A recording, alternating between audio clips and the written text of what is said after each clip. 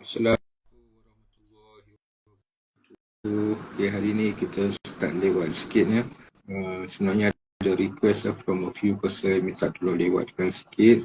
Katanya waktu 10 AM tu kebanyakan housewife tengah sibuk. Ya, insyaAllah sama kat sini pun. Okay, so I hope semua sihat hari ni. Saya myself, okay, hari ni okay, tak pening dah macam semalam, Alhamdulillah okay. Cuma koyik pun dah okay dah sikit, dia dah tak demam, sesama sikit lagi. Tapi cumanya dia dah kurang sesama dia berjangkit tu ni pula. Ni hari ni I pula yang sesama. Susah nak bernafas. So, sebelum kita continue ni nak cerita sikit dia masa saya mula-mula jatuh sakit, masa saya mula-mula kena stroke dulu. Stroke which is on the 25th of January 2020 dah 3 tahun lebih dah. Tapi saya ingat lagi hari saya kena tu, masa saya mula saya masuk hospital Parit Putar, lepas tu bawa ke hospital Taiping. Masa dekat hospital Taiping tu diorang buat macam-macam test dengan scan apa semua sekali lah. And then dekat sana ada doktor, kebetulan ada doktor pakar satu kat sana, dia datang tengok. Lepas tu dia tanya, first thing dia tanya is that you ada jatuh tak? Tu saya cakap tak ada, tak jatuh. Masa jadi tu saya tengah baru nak bangkit daripada baring ya. Lepas tu ada beberapa lagi doktor yang saya jumpa lepas tu, doktor kat Parit Putar pun sama. And then doktor yang pergi tempat lain, pergi klinik stroke pun yang pernah pergi klinik stroke dekat Perlis tu. Kalau siapa-siapa nak tahu cerita pasal klinik stroke tu boleh contact dia. Ataupun nanti mungkin akan share dia waktu lain dekat klinik stroke Perlis tu kampung saya, by the way, my father's my kampung, arwah abah saya punya kampung. Masa dekat sana pun serupa juga, dia mesti tanya, dia tanya juga ada jatuh tak masa jadi tu, ataupun bila-bila masa tu ada jatuh tak. So of course tak. So I tanyalah dekat doktor tu semua tu, kenapa itu soalan dia, kenapa tanya pasal jatuh ni. Actually kalau I nak bagi nasihat dekat tuan-puan, siapa-siapa yang menjaga pesakit stroke ataupun ada ahli keluarga dia yang mengalami masalah yang sama, jadi tolong jaga jangan bagi dia jatuh ataupun tuan-tuan sendiri kalau tiba-tiba rasa ada pening kepala, pusing, bila berjalan tu rasa macam tak balance tu, cari tempat duduk dulu, jangan gagahkan diri, jangan, kerana menurut doktor tu dia kata kadang-kadang bila darah kita naik terlalu tinggi tanpa kita sedari, tiba-tiba naik ataupun ada isu lain tu, bila kita ni pening tu, dan kalau kita terjatuh dan jatuh tu sebenarnya boleh mengakibatkan stroke.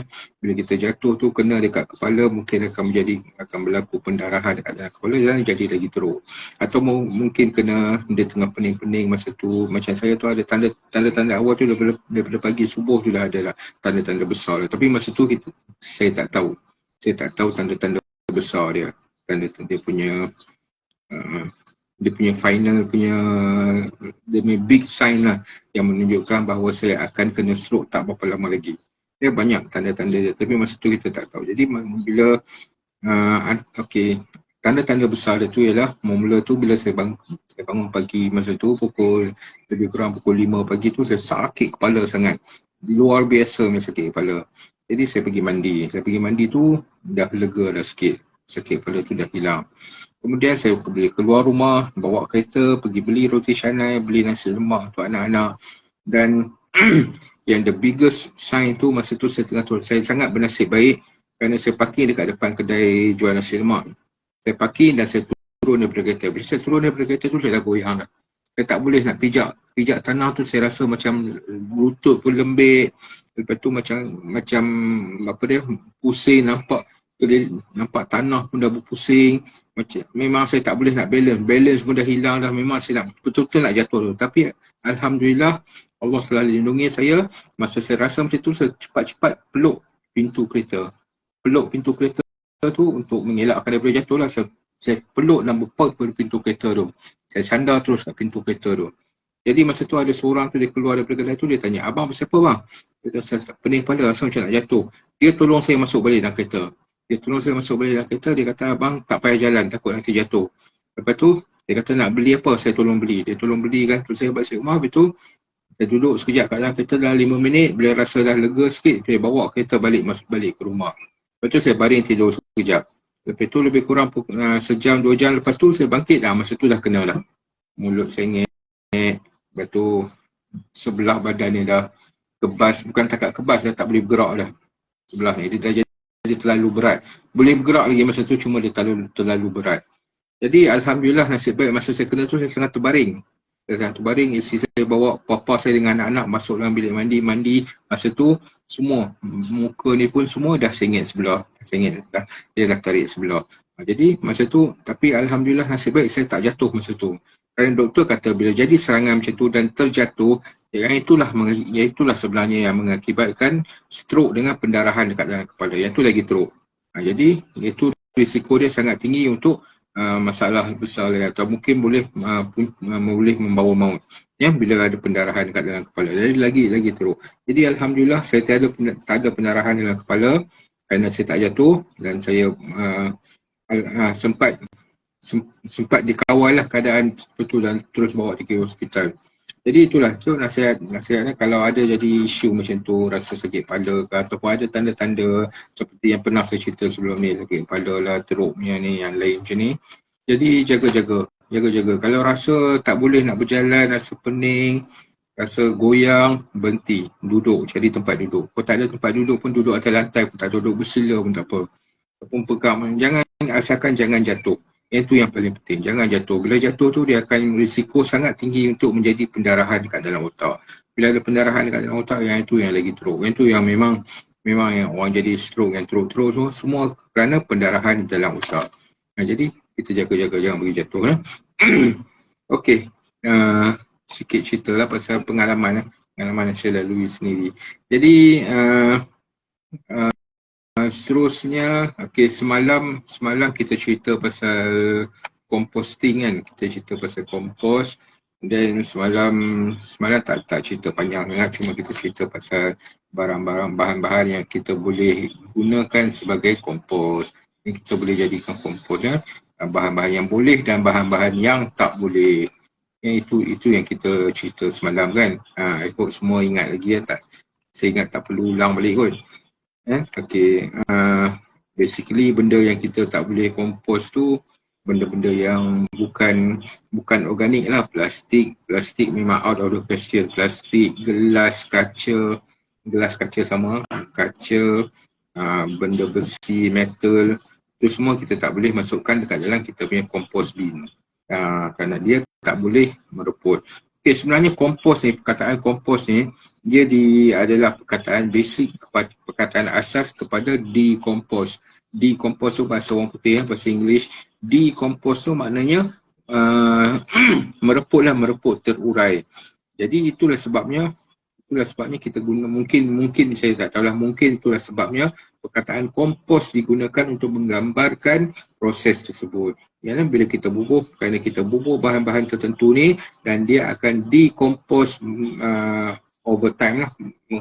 Ada masa tertentu, pada masa yang tertentu dia akan decompose, dia akan terurai, dia akan menjadi satu bahan seperti tanah yang sangat kaya dengan nutrien dan organisma-organisma yang bermanfaat kepada tanah kita tu. Jadi mungkin itulah sebabnya dia dinamakan kompos lah, daripada perkataan decompose. So, jadi kita dah tahu dah bahan macam tadi tu, non-organic material kita tak boleh kompos, like plastik banyak. Jadi sebelum kita buang benda dekat dalam kompos bin kita tu, pastikan kita tak ada plastik kat dalam tu, walaupun sekecil-kecil plastik, jangan ada kat situ. Metal tu sama.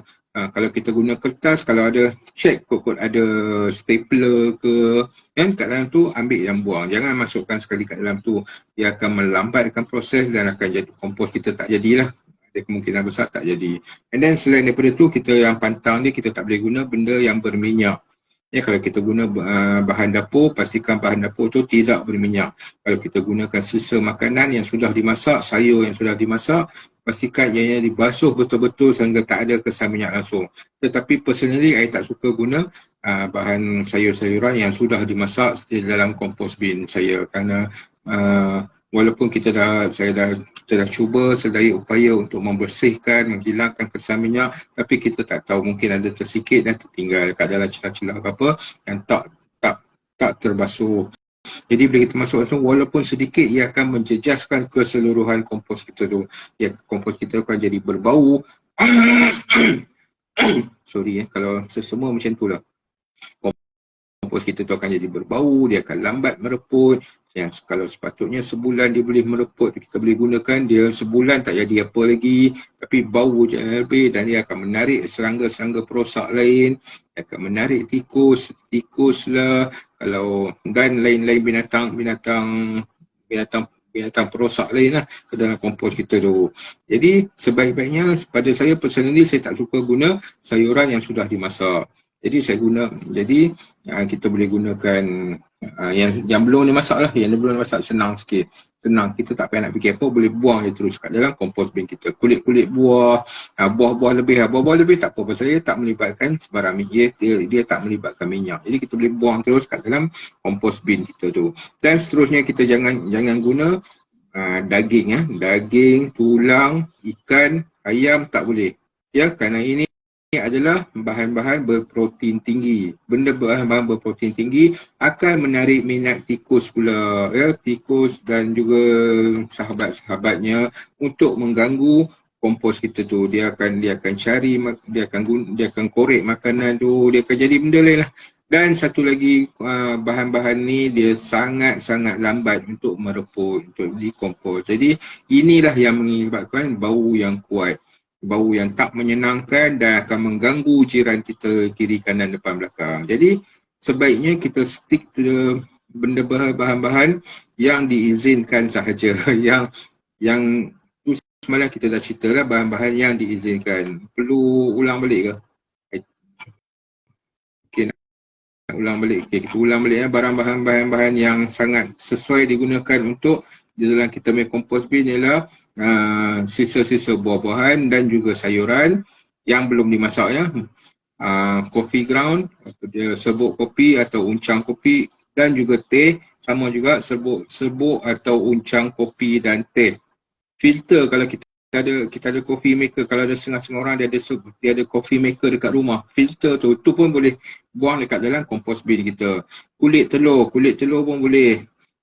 Kulit kacang tanah, pistachio, kacang apa-apalah, kita makan kacang yang kita buang kulit dia dekat rumah tu, kumpulkan di satu tempat, kumpulkan ni dan kita buang je terus kat dalam kompos bin kita. Dan kemudian daun-daun kering, rumput-rumput yang dah dipotong, yang kita dah pruning, kita punya tanaman kita tu, kita punya pokok tu besar sangat, kita prune dia, itu pun semua kita boleh gunakan dekat dalam kompos bin. Baling je, buang je. Paper lama, surat khabar lama, cardboard, kertas A4, surat khabar, serbuk kayu, serbuk kayu kita boleh guna. Abu daripada arang kita malam tadi kita buat barbecue kat rumah, arang lebih tu yang dah jadi serbuk tu, yang tu pun boleh, ya. Fiber, natural fiber macam cotton, benang-benang, yang jenis ini boleh meluput, tapi mungkin akan ambil masa lama sikit lah. So, jadi benda-benda tu yang kita boleh gunakan di dalam kita punya kompos bin. Okey, hari ni kita sambung sikit. Hari ni pun I think tak boleh nak share lama lah. Keadaan kesihatan kurang mengizinkan. Okey, hari ni kita share sikit, saya share sikit, sambung sikit daripada semalam, cara-cara macam mana kita nak buat kompos di rumah. Kita cerita dekat di rumah ni. Okey, pertama-tama sekali kita cari location yang sesuai. Dalam kita tengok kat kebun kita tu, kita cari location yang sesuai. Sebaik-baiknya kita letak atas tanah. Atas tanah kita kepungkan, kita buat satu kotak ke. Kotak tu tak payah berdiri sangat, kotak asalkan ada sempadan dia pun jadilah. Ya, kita guna kotak, kita kepung dengan kayu pun boleh, kita kepung dengan dawai pun, dengan jaring pun boleh, jaring dawai pun boleh. Kita kepungkan satu tempat. Itu kalau kita letak atas, kalau kita buat atas tanah tu, jangan letak atas simen. Buat atas tanah terus. Kalau atas simen, kalau dekat rumah tak ada tanah, kita semuanya kita tanam dekat dalam pasu je. Tuan-tuan boleh guna compost bin. Compost bin sebenarnya boleh buat sendiri ataupun boleh beli. Kalau buat sendiri tu basic dia tong biasa, cuma kita drill lubang untuk saliran saja, untuk keluarkan air lebihan daripada proses kompos tersebut. Jadi itu saja. Dia cuma ada dia kena ada penutup dan juga lubang untuk air lebihan keluar. Kita drill. Jadi guna tong apa pun boleh, guna bekas apa pun boleh. Okey, yang tu air yang mengalir daripada kompos bin ni, adakah ianya beneficial untuk tanaman kita? Sebenarnya taklah sangat. Tetapi boleh kalau kita nak gunakan untuk tanaman kita. Boleh guna terus. Nak campur air sikit pun boleh. Ataupun tengah siram, kalau siram pokok guna air yang telah dikumpulkan, kita nak tambah dalam tu pun boleh, tak ada masalah. Sebenarnya dia taklah bukannya dia macam setengah orang kata air sisa daripada kompos tu ada nutrien yang tinggi. Sebenarnya taklah sangat, biasa sahaja. Tapi bolehlah kita gunakan sebagai addition, penambahan kepada air siraman tanaman kita tersebut. Jadi itu location dia. Kita cari tempat yang sesuai. Dan tempat yang kita nak letak tu pun sebaiknya tempat yang ada laluan udara yang baik. Jangan terhalang sangat. Jangan letak bawah pokok ataupun dekat belakang rumah kita tu, atas tanah tu ada pokok pelam, ada pokok betik. Lepas tu kita letak dekat celah-celah dia. Jadi jangan macam tu, dia saliran udara tu kurang. Jadi pengaliran udara ni pun penting kerana bila udara tu ada laluan udara dekat atas kompos kita tu, dia akan membantu. Dia akan membantu udara kat dalam tu, ada circulation udara dalam tu, dan boleh membantu pembiakan mikrob yang penting. Jadi itu kita cari tempat yang sesuai. Jadi cuma kalau guna kompos bin tu senanglah, kita nak letak mana-mana pun boleh. Kalau tak sesuai katnya, kita angkat letak tempat lain. Cuma kalau kita letak atas tanah tu, betul-betul kena determine betul-betul where is the right spot. Cari betul-betul tu. Okay, so that is the location. Dan kemudian bila kita nak buat tu, the first thing kita kena masukkan dekat dalam kita punya compost bin ataupun compost pile kita tu, atas tanah kita panggil compost pile. Kalau kita guna bekas, kita panggil compost bin. Okay.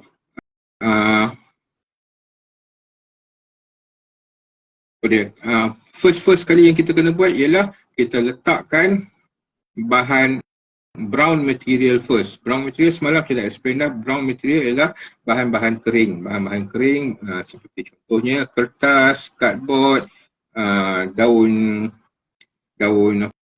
kering. Itu semua kita boleh consider sebagai brown material ataupun ranting kayu yang kering. Ini semua brown material. Yang ini kita letak di bahagian bawah sekali. Itu adalah the first layer. Kita letak first layer brown material sahaja dulu. Paling senang macam selalu saya buat, saya letak kertas cardboard dekat bawah sekali. Kertas cardboard ni kita boleh guna kotak pizza lama, kotak kita beli barang dekat online shopping, dia pun dalam kotak, tak guna dah, simpan elok. Tapi buanglah selotip tu, semua tu kita buang dulu. Supaya tak ada bahan plastik kat dalam tu. Jadi itu first layer, dia punya lapik dia tu. Kita letak brown material. Sebaik-baiknya yang selalu saya buat ialah saya letakkan kertas cardboard di bawah sekali. Okay, kemudian kalau kita guna ranting tu, kalau boleh kita potong-potongkan sikit, kita kecil-kecilkan sikit. Kalau terlalu besar, lagi lambat dia nak mereput. Lagi lambat dia nak decompose. Kalau kita guna kertas pula, sebaik-baiknya kita shred dulu paper tu. Yang ini kalau newspaper ataupun A4 paper, kita shred dulu, koyak macam tu. Bukannya kita guna shredder. Shredder bukan semua orang ada dekat rumah. Jadi kita shred, kita koyak-koyakkan sikit. Koyak-koyakkan kita tu tabur kat dalam tu. Kerana bila kita buat macam tu, kita tak mau kertas tu dia jadi lumping kat dalam tu. Dia betul-betul kat dalam tu.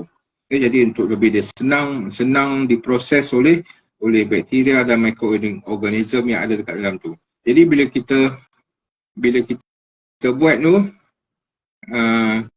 cuba kita, bila lepas tu first layer tu brown layer kan, kemudian kita masukkan atas tu green material pula. Green material ni maknanya benda-benda basah pula, iaitu benda-benda basah tu ialah sisa tanaman, sisa tumbuhan, sisa sayur, sisa buah, kulit buah, bahan-bahan basah. Bahan-bahan basah ini kita panggil green layer. Green layer kita letak selapis kat atas ni. Daun-daun hijau, bekas-bekas kita potong rumput, daun-daun yang kita potong, itu semua bahan hijau, bahan basah itu dikonsiderkan sebagai the green material, itu second layer. Dan dah penuh satu layer, kita bubuh satu layer tu sampai dia menutupi brown layer tadi tu. Dan kemudian kita bubuh pula brown material. Jadi dia berselang-seling macam tu ya. Brown, green, brown balik, green balik. Buat macam tu, berlapis-lapis. Jadi kita cuba kita dapatkan mixture yang 50-50 ya, 50%, 50%. Ya, kalau tak boleh dapat 50%, 50% tu, brown material tu kita lebihkan sikit pun tak apa. Brown material lebihkan sikit, tapi green material tu kita kurangkan tak apa. Okay, so yang macam tu dia punya layer-layer tu. Jadi buat sebanyak mana yang kita boleh, tetapi sebaik-baiknya banyak mana kita nak buat. Selalunya saya recommend kita buat jangan lebih daripada 3 kaki tinggi. 3 kaki tinggi. Jangan lebih daripada 3 kaki tinggi. Okay. Sebabnya ialah untuk memudahkan pengurusan. Kerana nanti bila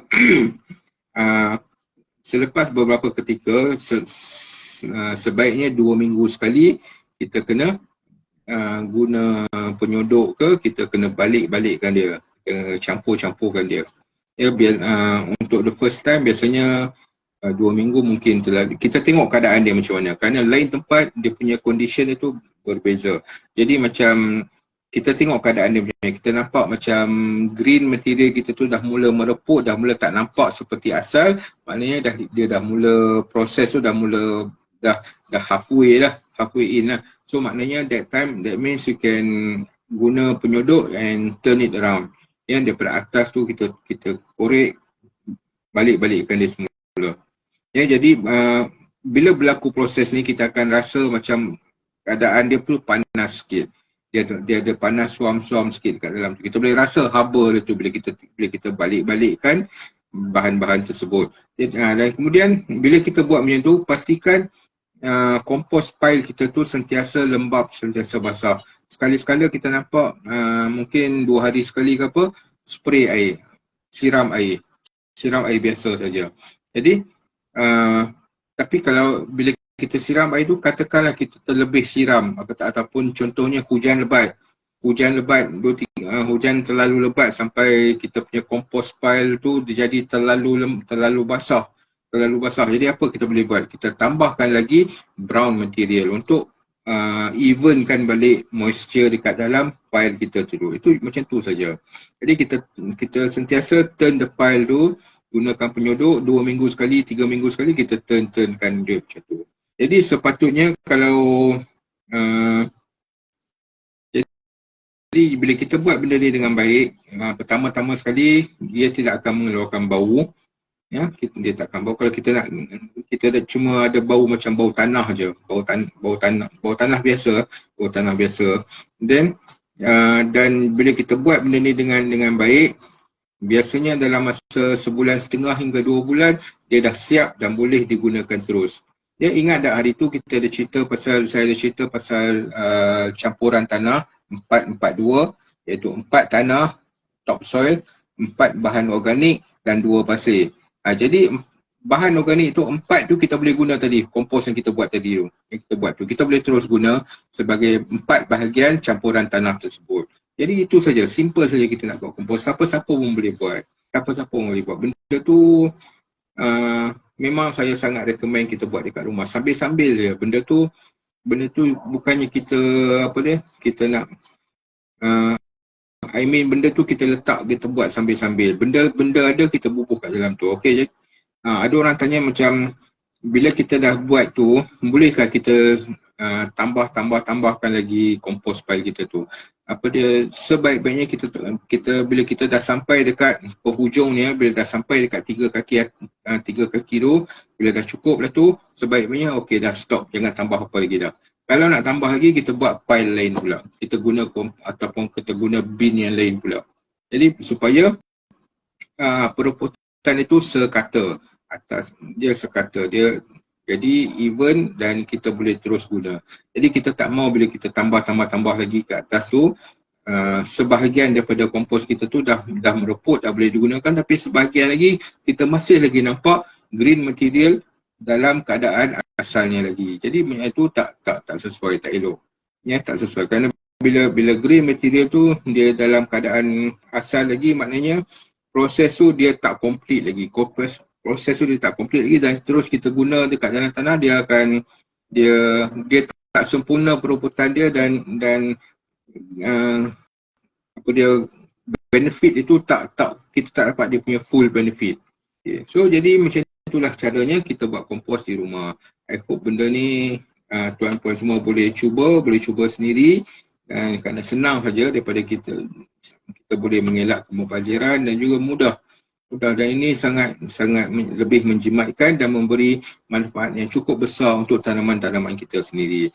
Jadi itu saja untuk hari ini. Terima kasih kerana menyertai saya, dan jangan lupa tolong bantu saya, kami 3Q Garden, dengan sekurang-kurangnya berkongsi page ini, berkongsi page kami, like kami, dan share dengan kawan-kawan, share dengan circle of friends, kenalan-kenalan anda, dan tolong bantu kami melalui kedai Shopee kami ataupun melalui link yang ada di bawah ni, iaitu untuk support kami, iaitu ada di dalam link ni ada kami punya Shopee store, dan juga ada QR code sekiranya tuan-puan ingin memberikan sumbangan kepada kami. Dan ini adalah nombor WhatsApp saya. Ini nombor WhatsApp yang tuan-tuan boleh gunakan untuk bertanya sebarang soalan atau sebarang komen atau sebarang cadangan, boleh hantar WhatsApp melalui link ni. Dan kalau tuan-puan ingin menonton yang video rakaman yang lepas-lepas, yang hari-hari yang lepas-lepas, jadi tuan-puan boleh tengok dekat dalam channel YouTube Khadijah Natural Farm. Khadijah Natural Farm ni adalah nama yang saya gunakan untuk kebun saya dahulu, yang saya usahakan sejak daripada tahun 2010, dan tapi kebun tu saya stop usahakan sejak tahun lepas lagi atas faktor kesihatan, dan tak termampu nak buat lagi. Dan sekarang saya sambung di rumah bersama anak-anak, dan kini kami dikenali sebagai 3Q's Garden, 3Q's Organic Garden, kebun kecil kami di tepi rumah. Ini yang saya kongsi hari-hari, ini yang saya kongsi dengan tuan-tuan. Jadi terima kasih, jangan lupa support kami, sekurang-kurangnya share pun alhamdulillah, ya, ataupun melalui Lazada, Shopee kami, ataupun melalui QR code dekat dalam link yang diberikan ini. Terima kasih banyak, kita jumpa lagi, insyaAllah kita jumpa lagi esok. Saya menantikan soalan, komen atau cadangan anda semua. Terima kasih banyak-banyak, semoga berjaya dekat dalam kebunan, yang kita jumpa lagi esok insyaAllah. Assalamualaikum warahmatullahi wabarakatuh.